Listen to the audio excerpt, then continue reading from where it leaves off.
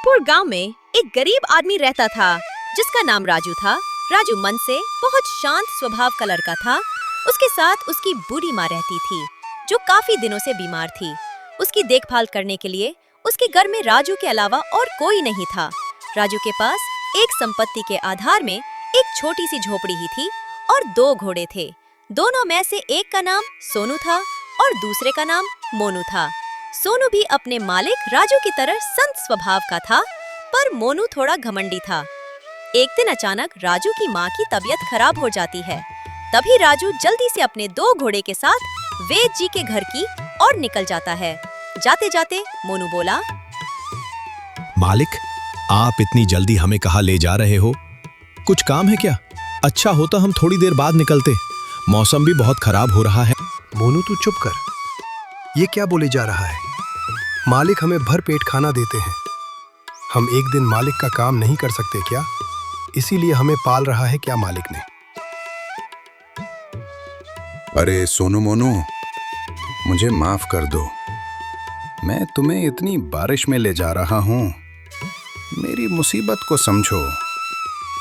मेरी माँ की तबीयत खराब हो गई है, इसलिए वेद जी को हमें जल्दी से जल्दी ले आना।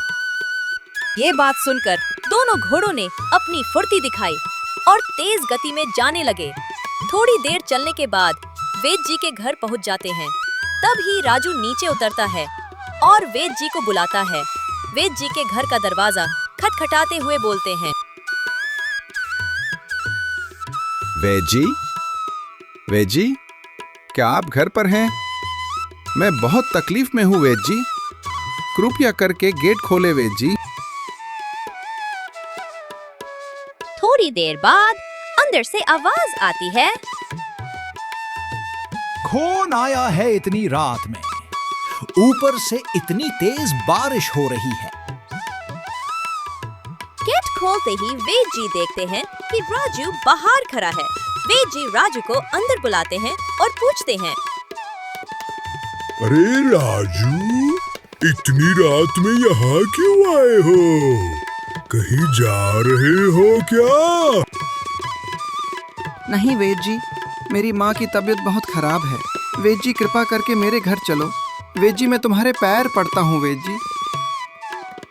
अरे नहीं राजू, पैर पकड़ने की कोई जरूरत नहीं है, पर हम इतनी बारिश में कैसे जाएंगे? देखो, बारिश को थोड़ा थमने दो, फिर घर चलकर तुम्हारी माँ को देख लूंगा। थोड़ी देर रुकने के बाद भी बारिश रुकने का नाम नहीं ले रही थी। दोनों घोड़े में से एक घोड़ा बारिश में खड़े खड़े बीमार हो गया और नीचे गिर गया। तब राजू ये देखकर बहुत रोने लगा और सोचता है, हे भगवान, अब मैं क्या करूं? मेरी माँ की तबीयत खराब थी तो मेरे लिए वेद जी को लेने के लिए मेरे सोनू मोनू को लाया था। अब तो सोनू ही बीमार पड़ गया। अब मैं किसे बुलाऊंगा? ऊपर से ये बारिश रुकने का नाम नहीं ले रही है। राजू की ये तकलीफ देखकर वेद जी के आंखों में आंसू आ गए और वेद जी भारी बारिश में राजू के घर की ओर निकल गया। रास्ता बहुत लंबा था। चलते चलते सुबह हो जाती है और बारिश भी रुक जाती है। घर पहुंचते ही राजू वेद जी को घर के अंदर बुलाता है। फिर वेद जी देखते हैं कि उसकी माँ तो बहुत पहले ही मर गई थी। राजू यह देखकर बहुत रोया। अगली सुबह राजू अपने घोड़े को लेने के लिए वेद जी के घर की ओर निकल जाता है। वहां पहुंचते ही राजू देखता है कि सोनू की तबीयत अचानक ठीक हो जाती है। तभी राजू वेद जी के पास जाकर बोला, ऊपर वाले का भला हो, उसने माँ को तो मुझसे छीन लिया, पर मेरे सोनू को बचा लिया। ऐसा नहीं है राजू, मैंने देखा, तुम्हारी माँ को तो मैं नहीं बचा सका। तभी मैंने सोचा माँ को तो नहीं बचा पाया, पर तुम्हारे सोनू को तो बचा सकता है। मैं तुरंत घर आया और तुम्हारे घोड़े का उपचार किया, क्योंकि तुमने एक दोनों घोड़े को अपने परिवार की तरह ही तुम्हारा पाला है। धन्यवाद। मैं कैसे करूं? वेद जी, अगर तुम नहीं होते तो मैं मेरे सोनू को खो देता। अच्छा वेद जी, अब आज्ञा दे, हम चलते हैं।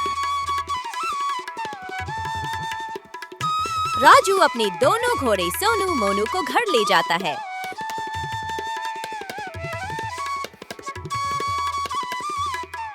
घर पहुंचते ही राजू दोनों घोड़ों को चारा डालता है और उदास मन से बाहर बैठ जाता है। तभी उसके गांव का एक आदमी आता है। अरे राजू, क्या हुआ? तुम बहुत परेशान लग रहे हो। बताओ मुझे, दुर्भाग्य से कोई मदद कर सकता हूँ। अरे नहीं गोपाल भाई, मैं दुखी नहीं हूँ, बस थोड़ा परेशान हूँ। कल रात मेरी माँ भी गुजर गई। मेरे पास बस मेरे 2 प्यारे घोड़े हैं, इसके अलावा कुछ भी नहीं है। अब मेरी हालत इतनी खराब है कि मैं दोनों को पेट भर खाना भी नहीं खिला सकता। ऊपर से जमीन के लिए मेरे पास बीज भी नहीं है। वो भगवान, अब मेरा क्या होगा? अब तू ही मेरा सहारा है। अरे राजू, तू चिंता मत कर। तू कल से मेरे साथ लकड़ी करने जंगल में चलना। लकड़ियाँ काट के तुम उन्हें बाजार में बेचना। जितना धन आएगा उससे तुम आराम से भरपेट भोजन कर सकोगे। अगली सुबह गोपाल और राजू दोनों कुल्हाड़ी हाथ में लिए हुए जंगल की ओर जाने लगते हैं। रास्ते में एक बकरी चराने वाला बूढ़ा आदमी दिखता है। बूढ़ा आदमी अपनी बकरी को लेकर घर की ओर जा रहा था। तभी बूढ़ा आदमी बोलता है, अरे बेटा, लकड़ियाँ करने जा रहे हो क्या? बचपन में मैं भी इसी तरह से जया करता था और जंगल से बहुत सारी लड़कियां लाया करता था। अरे माफ करना बेटा, लड़कियां नहीं, लकड़ियां लाता था। हाँ बेटा, तुम जा तो रहे हो, लेकिन ज्यादा अंदर मत जाना। जंगल के अंदर वाले हिस्से में बहुत से जंगली जानवर रहते हैं, जरा संभल कर जाना, ठीक है? अरे नहीं दादा, हम बस यही पास में ही जा रहे हैं। वहीं से थोड़ी लकड़ियाँ काटेंगे और वापस आ जाएंगे। ये कहकर गोपाल और मोनू लकड़ियाँ करने निकल जाते हैं और थोड़ी देर में लकड़ियाँ काट कर वापस लौट आते हैं।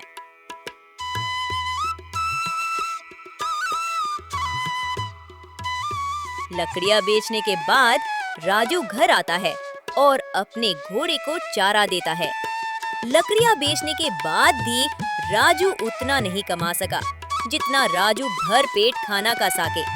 राजू भूखा ही रहा, पर अपने घोड़े का पेट भर दिया। अगली सुबह मोनू, तुमने देखा, मालिक कल रात से भूखे हैं। मालिक ने खुद नहीं खाया पर हमें खाना खिलाया। मोनू, मालिक का दुख अब मुझसे नहीं देखा जाएगा। तभी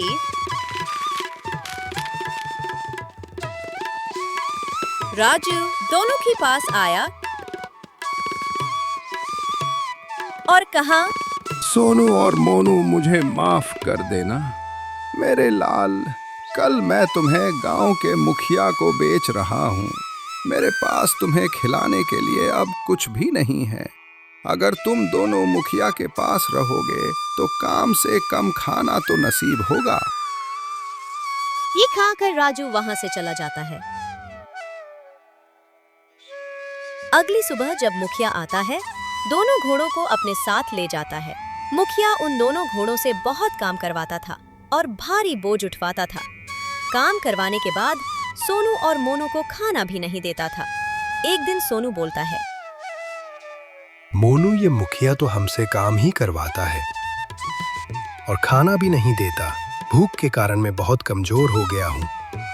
मैं ज्यादा दिन जी नहीं सकूंगा। मेरे आखिरी समय में मालिक को देखना है। मेरे मालिक के पास ही अपना दम तोड़ना चाहता हूँ। मेरे मालिक के साथ ही रहना चाहता हूँ। वहाँ भले ही मुझे खाना नहीं मिले, पर मैं अपने मालिक के साथ ही रहूंगा। आज रात को हम दोनों भाग जाएंगे यहाँ से अपने मालिक के पास। यहाँ दम तोड़ने से अच्छा है अपने प्यारे मालिक के पास ही रहना अच्छा है। मालिक हमें खाना नहीं दे सकता, पर हमें मारता तो नहीं।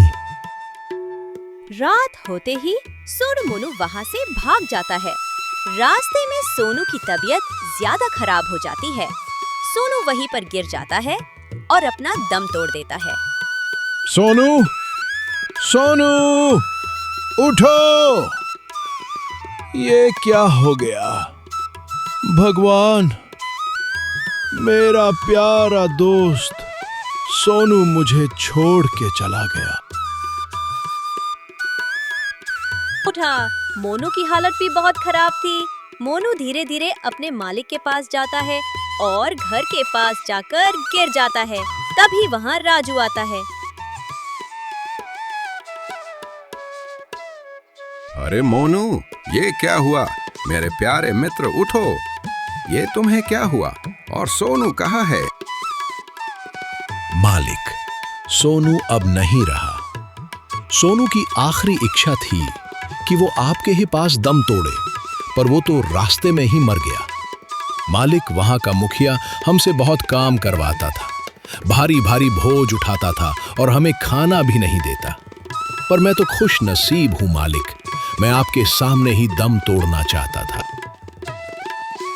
ये कहकर मोनू भी दम तोड़ देता है। हे भगवान, ये क्या किया? मैंने सोचा था कि तुम दोनों को वहाँ कम से कम ठीक से खाना तो मिलेगा, इसलिए तुम्हें बेचा। ऐसा पता होता कि वो मुखिया मेरे दोनों घोड़ों को मार ही डालेगा तो तुम्हें बेचता ही नहीं। ये कहकर राजू बहुत रोया और रोते रोते उसकी तबीयत खराब हो जाती है और राजू भी मोनू के पास ही दम तोड़ देता है।